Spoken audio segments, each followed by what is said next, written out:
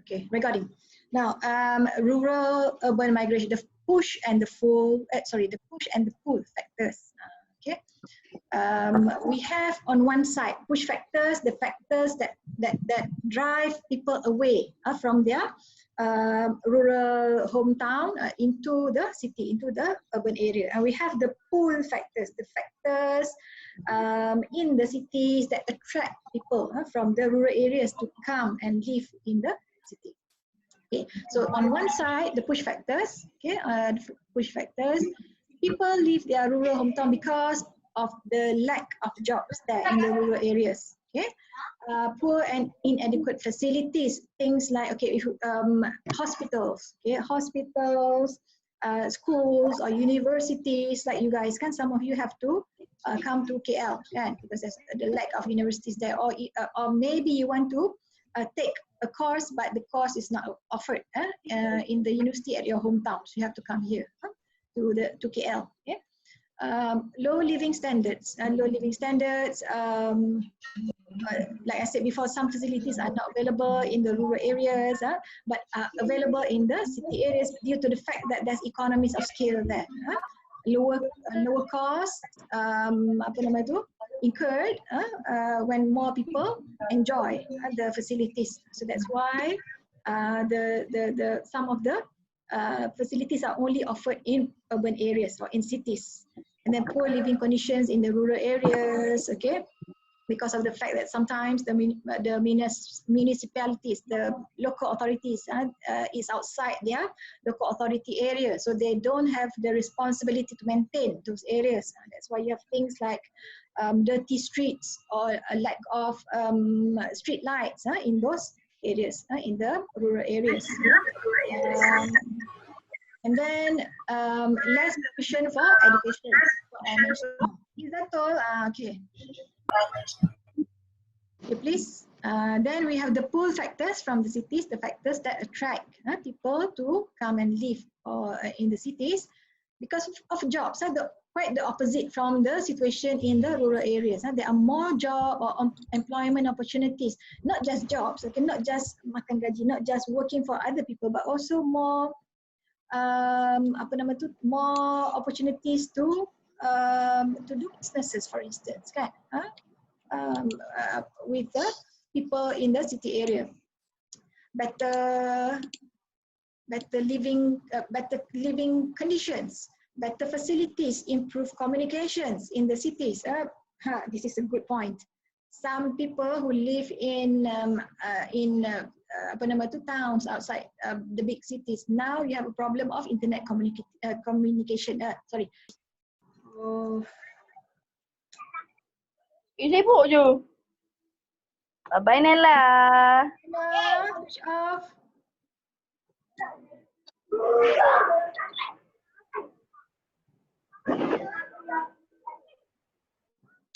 Okay, now. Sorry about that. I got cut off just now. Okay, sorry. You can hear me, right? Okay, now anyway.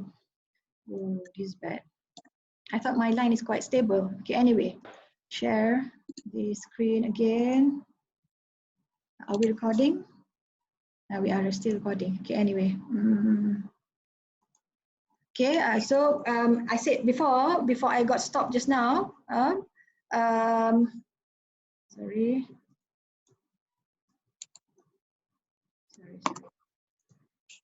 Okay, before I got stopped just now, the fact that smaller cities, smaller towns, they have poorer internet connectivity. So in big cities, you have telecommunication dishes or towers, a lot of them that can improve the connectivity or improve the communications.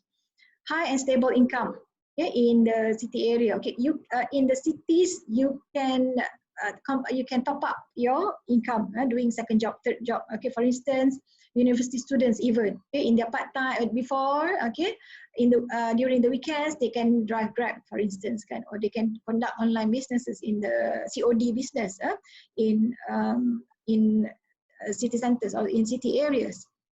So higher and more stable income. And also if you notice, or later on if you start working, okay, for instance, as a property executive, okay, at a big company, okay, if you work in KL in the HQ and you work in the same company but in a branch office, for instance, Kota Baru kan, you will see that even though you hold the same position kan, as a property executive, your salary in KB is lower than the salary in KL. So higher and more stable income in KL lah. More provision for education, okay. In terms of budgeting, in terms of facilities available, okay.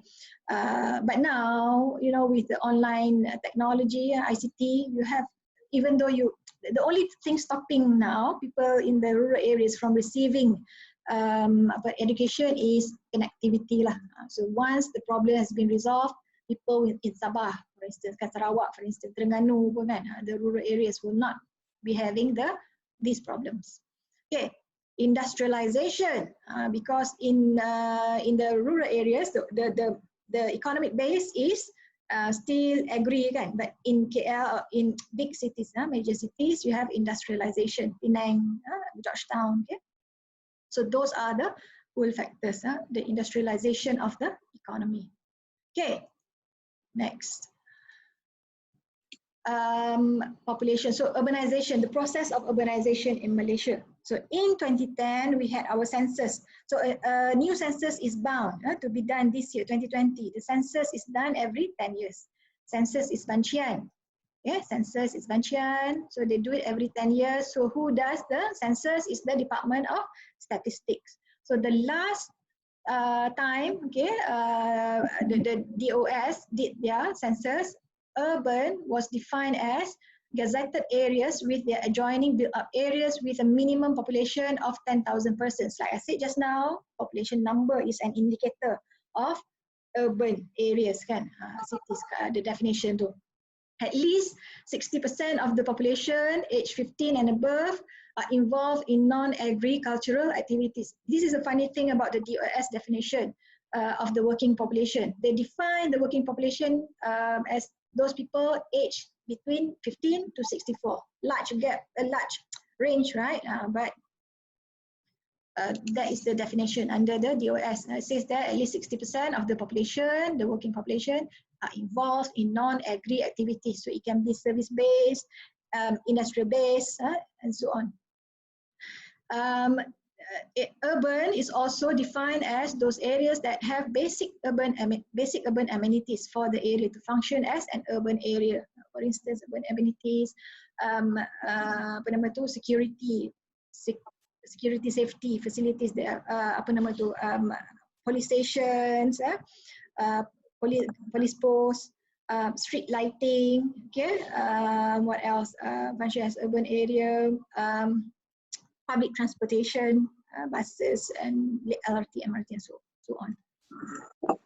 About 14 million of Malaysia's urban population reside in urban areas. So 14 out of 28, that 50% lah. That was 2010, bear in mind. Okay, the population in density in urban localities has increased rapidly over the years. So in 1957, only 20%, 1/5 of Malaysians live in urban areas. So if you watch old Piramli movies kan, 1950s, 60s, so I can see in KL, you can still have Beca, Trishaw in KL. Only 20% of the population live in urban areas. But by 1991, this 1/5 has increased to half, 51%, more than half. And is now estimated to be about 60%, even 2/3 now of the population live in cities. So due to the push and pull effect that I mentioned in the previous slide. Based on the above figures, we need to cope and deal with challenges and issues arising from urbanization. Now, go back to what we discussed in the positive effects of urbanization compared with the negative effects of urbanization. So we need to cope with that, with the rise in urbanization. Okay, in externalities. So externalities is a concept which I hope you have learned with who teaches you econs. I think Sazul, econs basic economic principles. Now, externalities. Externalities in most transactions. Transaction too is an activity between two people. the costs and benefits of the exchange are confined to the individual buyer and seller. So in most situations or in most transactions, only two parties receive the cost. One party will incur cost because he has to pay the other party. The other party will receive the benefit, kan? So in most transactions, it's limited to these two parties only. However, an externality occurs when some of the costs or benefits of a transaction between these two people just now, are experienced by someone other than the buyer or the seller, someone external to the transaction, an outside party, a third party, a fourth party, and so on. Okay, so it's when the cost or the benefit which is supposed to be only incurred and enjoyed by the direct parties in the transaction, when those costs or benefits are leaked outside the two people or outside the parties, the original parties, to the outsiders, like what you can see in this slide. Then we can say that there's externalities there. So externalities can be positive, can be negative. When there is no externality, the full cost of producing the good is reflected in price paid. Okay. When the cost and benefit is restrained to the the parties direct to the transaction. Nobody else bears a cost from the transaction, and the buyer is the only person to benefit from the good. An external cost occurs when a consumer pays a price that is less than the full cost of producing the product. What's that? Negative externality. You're supposed to pay more, but you underpay. So that means there's a gap there, a cost that you do not pay the seller. So that gap is known as externality because it's leaked. Kan? Sepatutnya that person, the consumer, is supposed to bear the full cost, 100%.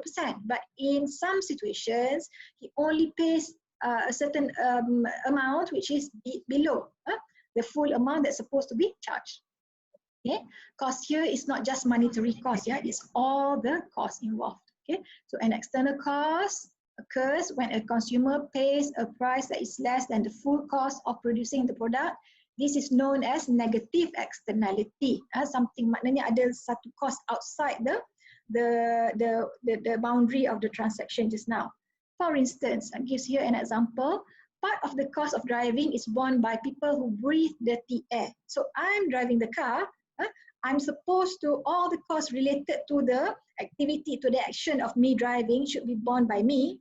But actually, when I drive, I produce smoke or emissions from my exhaust pipe. These emissions or the dirty air will be breathed in by people outside my car. So that is when a negative externality occurs. An external benefit occurs when a product purchased by consumer generates a benefit for someone else. So this is known as positive externality. The benefit is supposed to be enjoyed by the person purchasing the good or the services now, but somehow the benefit is leaked. They are enjoyed by other people outside the boundary of the transaction just now. For instance,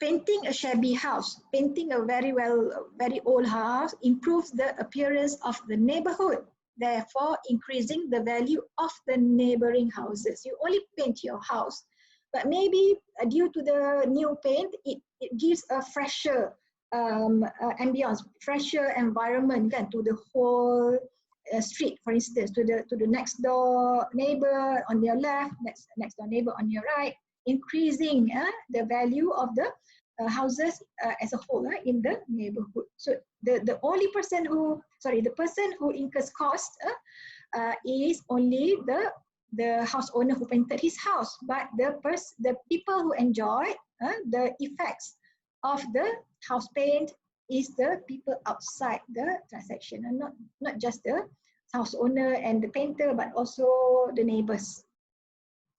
Okay, hopefully you understand that. You can go and watch this slide again after the lecture ends. Okay, anyway, externalities again. When they are external, so we are talking now about anything outside the original transaction. So we call it external. So if there's any external cost or external benefits the market equilibrium is not socially efficient. Okay, because of the fact that the parties in the transaction do not bear the full cost, do not enjoy the full benefit. For external costs, people pay less than the full social cost of an action, so they consume the good too much because they underpay. For external benefit, people get less than the full social benefit of the action, so they do not consume a sufficient level of the good because they receive lesser benefit than they should have, kan? So they feel that it's too it's too expensive for them compared to their income, so they consume less of that particular good. Example apa? So later on we will see some examples of the negative externality and also the positive externalities to better explain to you what is meant by negative externality and positive externalities. Now, the solution, if this is the case, meaning that the cost is not incorporated in the transaction or the benefit is not restrained or is not constrained to the transaction, the solution is to internalize apa yang terlepas, whatever has escaped just now, to bring back, internalize, masuk balik, internalize the externality with either a tax. If there's a negative externality, the way to remedy that is to impose a tax. But if there's a positive externality, you remedy the situation by giving subsidy and let the individual who then bear the full social costs and benefits of their actions decide what to do. Okay, so these signals government intervention. First time you hear kan government intervention. Okay, anyway, the concept of externalities. Externalities are the result of interactions between agents that are not mediated by the market. So it's not just the buyer and the seller, demand supply just now, but there's an external party to the transaction, non-market interactions, and therefore do not imply a payment for a good, service, or effect of an action. Okay, so that means here, because of some leakages of the cost or the benefit just now, the full cost, the full benefit, the full cost is not paid or the full benefit is not experienced. Not imply a payment, do not imply a payment of the good, service, or effect of an action. Externalities are benefits, okay, and costs additional to private benefits and private costs associated with a pure market economy. Benefits and costs on top of the private benefits, on top of the private costs. Is socially efficient because there's extra cost, extra benefit beyond the private benefit, private cost. The social cost, social benefit is itu. Efficient allocation of resources is when social benefits equals private benefits plus external benefits. All the external benefits are internalized in the equation. Social cost is when the private cost social cost plus external cost. Social cost equals private cost plus external cost will lead to efficient allocation of resources. So this is when the larger effects, to the external effects on the society. If it's positive, we call it social benefits. If it's negative, we call it social cost. So when all the externalities are internalized, dimasukkan balik. So if there's any external benefits, you plus that with the private benefits that will lead to social benefits, the community as a whole, and not just the party in the private transaction. Okay, I said here, this again, this again stresses this point, the inefficiency of externalities. Externalities cause inefficiency and must be rectified, must be internalized. Again, more discussion on the concept of externalities. Can be positive, can be negative. Positive externality when a person is not compensated for an action that benefits somebody else, because somebody else outside the transaction benefits, but that person is a free rider, doesn't pay, doesn't have to pay whatever the original person has to pay. So positive externality. Negative externality occurs when a person does not pay for an action that imposes a cost. Like myself just now, I was driving my car, but I imposed a cost on people outside my There's a negative externality there, positive, negative, benefit, cost. So examples of positive externalities such as R&D, research and development. Okay? Research and development adds to the general body of knowledge, which contributes to other discoveries and developments, whereby the benefits to the society is more to the is higher than the benefits received by the people who did or the companies that did the research and development. So that's when you have a positive externality. Is it good? It's good. Is it socially efficient? No, it's not socially efficient. So that's there is an inefficiency there. Tidak bagus. Because there are things that the company that did the R&D did not receive because they cost so many benefits or so much benefits, but they don't get compensated. Kan? So negative inefficiency occurs there.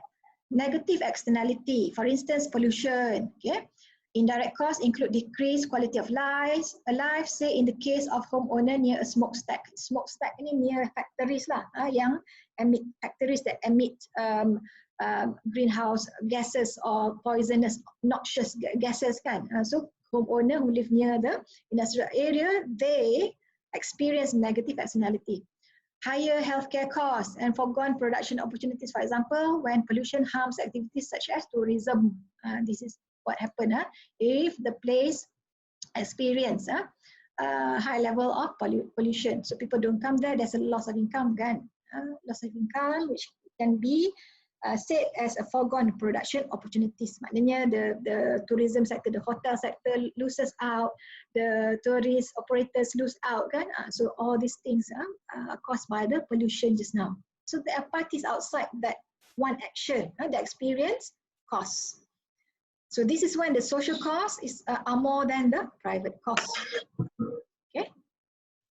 Okay, this is a graphical representation of what we have discussed before. Negative externalities. Now we are talking about the example just now, pollution. Negative externality. Okay, the social welfare loss. Market failure happens when prices do not reflect the social cost. Okay, or the efficient resource allocation should occur here when the marginal private cost interacts with the marginal private benefit, because there's only two parties to the interaction, to the transaction. Okay, but when a social cost incurred, maknanya ada cost kepada masyarakat, social cost incurred, it causes the social cost curve to be higher than the private cost curve. Keluk private cost is lower than the keluk social cost. But in this case, the curve of the social cost is higher than the curve of the private cost. So higher cost paid by the society as a whole. So meaning instead of at this interaction point, which is marginal private cost equals marginal private benefit, because of there are externalities in the situation. Okay. These externalities in the situation. Okay, the quantity consumed here at the MPB equals the MPC. Okay. The Inshira, can you switch off? Mike, this is the area of the dead weight loss, we call it dead weight loss of social welfare when the MSC, marginal social cost, is higher than the marginal private cost. Supposed to be between two parties only, but here we can see that there are external costs that has to be borne by the society as a whole. So that means that the MSC curve is higher than the MPC. Okay, so this area, the orange area, is the area of social welfare loss because the market output supply is higher than the social optimum. Kan sudah berlaku satu negative externality there. Okay. On the other hand, examples of some negative externalities. So you have production-based and consumption-based. So on the left-hand side, production-based negative externalities, air pollution from factories, pollution from fertilizers that will go into the streams or the rivers, kan, will cause life in the river to cease to be there, maknanya matikan ikan tu. Noise pollution, when there's a flight path over your house, kan? Noise pollution, collapsing fish stocks, okay? Consumption based such as vehicle pollution, you consume, this is a consumer activity, driving, eating, or consuming food, household waste, or consuming even consumer goods such as, buying things for your house, buying things for your kitchen, not just food. So you have the wrappers and things like that, and that goes together with your product. So you have household waste, traffic congestion, and also gambling addiction. Now, this is a graphical representation of positive externalities. Just now, negative. Positive is when there's under consumption of the product, because you have to pay higher than what you're supposed to pay. Because the people outside the transaction enjoys benefits, you're supposed to pay. You're supposed to get more benefits for the money that you pay for the good or the services now. So the optimum condition or the efficiency is experienced when MPB curve interacts with the MPC. So the MPB interacts with MPC curve. So MPC, MPB, this is the point when efficiency is experienced. However, due to the fact that society enjoys benefits, so the MSB, the benefit, one thing that I forgot to mention, this is in demand supply, this is supply curve, this is demand curve. Okay, so the demand curve, benefit, yes, the demand curve, is downward sloping. The benefit curve, the cost curve is upward sloping. It's like a supply curve, so the higher the price, meaning the lower the quantity lah. Demand supply. Betul. Supply. Price and quantity, betul. I'm right just now. So downward sloping for the benefit curve, upward sloping for cost curve. Okay. So in the case of positive externalities, just now when this is supposed to be the efficient point when MPB equals MPC, and people outside the transaction enjoys benefits from it. Okay. You have higher MSC curve that is higher than the MPB. At this quantity, with the price paid by this private firm. Oh my God, 10 minutes. Okay, Zoom is giving me only time in 10 minutes time. I will have to do another Zoom after this. So 3 Zooms with you. Okay, anyway. So this area, whereby at the same price, more people will enjoy the benefits from the from the consumption of the good or service. Same price. Same price determined by the MPB and MPC just now. Here, this orange area is the social welfare loss, because the market output supply is lower than the social optimum. Optimum is here. This is the the area of deadweight loss. So if the market ignores positive externalities, there will be under consumption of the product or the service just now. But wait, what does it say here?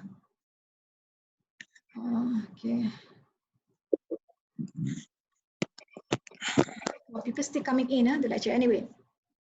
Positive externalities cause the social benefit to be more than the private benefit. So the social optimum output Q2 is higher than the Q1. At this price at this interaction with this price paid, only the quantity consumed should be only Q1. But then due to the social optimal output Q2 is at this level with the same price at MPB, the MPC and the social benefit. So the interaction between the private cost and the marginal social benefit is here at this point. So this is socially the optimum level of consumption, which is Q2. Socially optimum, but this is actually happening. So there's a loss of of consumption that's supposed to be enjoyed by this particular party in the section. Okay, next. Examples of positive externalities, you have immunization program, vaccination. Kan? Even though there's only a person who receives the injection, the immunization, but due to the fact that he's healthy, he won't he won't give the disease to another person. For instance, smallpox. Education, kan? As a person receives education, okay, his behavior, okay, will be more beneficial to the society as a whole. But then he only consumes a certain level of education at the price that he pays, even though the benefits enjoyed by the society is higher. Okay? So he's supposed to be compensated for that through subsidy. Blood protection program is also good. Public transportation is also an example of positive externality. Now, the third concept of today, okay, urban sprawl. Okay, the term first appears in the US. Okay, sprawl. It was coined in 1937 by Earl Draper, one of the first city planners in the US. As the city's population increases, the city can grow up by building taller buildings, or it can grow out by occupying. It can go vertical or it can go horizontal. Sprawl is when the development pattern is horizontal, when urban population moves out to the more desirable suburban or rural environment. This is a tendency towards urban, a lower urban density. They don't build upwards, they build horizontally. Okay, so in the US, this was facilitated by even in the 1940s, 30s, 40s, 50s of the intense building of road networks across US. That's why you have what you call the out of town malls, for instance, kan? So you have small suburb areas in the US. So actually the planners in Malaysia used to be influenced by UK, kan? By UK planners, because they received the planning there. So values in the UK somehow they were influenced by the US way of planning, okay, which before was car centric. They want to build more cars. So the Malaysian planners who received training in the UK was influenced by this way of thinking. That's why we allowed at one point before we allowed suburbanization of our urban areas. We allowed sprawl to happen, but we know now that sprawl is not always good. Okay, now a measure of urban sprawl is the elasticity of urban land with respect to the population. Elasticity is measured through percentage change. Yeah, elasticity of supply, elasticity of demand, kan? So elasticity, the measurement is always percentage change. What is the formula? Percentage change of land in urban use over percentage change in the urban population. So that is a formula for the urban sprawl. That's a way to calculate if the rate is good, is high or low. The rate of urban sprawl, percentage change in urban use over percentage change in urban population. Okay, so description, I think you can read this on your own, but just want to highlight the keywords here. New forms of transportation. That's what I said just now. Okay, whereby the urban sprawl is facilitated by transportation, by road networks before, and now you have public transportation. And in the extreme case of Japan, the sprawl in Tokyo, for instance, was enabled by the bullet train. What's the Japanese name of bullet train? I don't know. The bullet trains that traveling time really from the Tokyo city center itself to other cities. So you have the greater Tokyo area, which is very vast, very big. Okay? So new forms of transportation, okay, to facilitate the sprawling of suburbs. Okay, that's one. Okay, that is one factor that that spurs ataupun that causes the increase of sprawl. The other one is the rise of real incomes. When people experience higher higher increase in their income levels, okay, they want to enjoy a better standard of living, and the way to do that is to find better places to stay for themselves, for their kids, kan. So with their higher income, and the availability of the network of transportation, they live outside the city area. Like what's happening now in KL, when people do not want to live in chicken coops in the city center. You have high rise only, kan, for instance 700,000 can get you an apartment, a 3-bedroom apartment in Pantai Dalam or PJ, okay, 700,000. But with the same amount of money, you can get a double-story terrace house in the suburban areas. For instance, Sepang, for instance, Bangi, for instance, Kajang not dulu lah, now 700,000. So, Serdang dulu, okay. The differences in the way of living, like the strata just now, and also the terrace house. Terrace house is a better living environment for the children, for instance. Apa nama lagi? Less crowded. Okay, less crowded. It's more conducive to living. Okay, next one, urban sprawl. Causes of sprawl.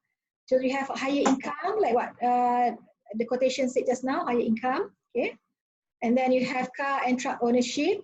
You have low cost of travel. Okay, is to the mode of transportation and also the higher income level. Okay, and then you have the low cost of travel. Okay, cultural reasons. Some cultures prefer to live close together. And then you have the mortgage subsidy. Okay, whereby in some countries the mortgages that they pay for home ownership can be reduced. The payments, monthly payment can be reduced. Therefore, housing consumption increases.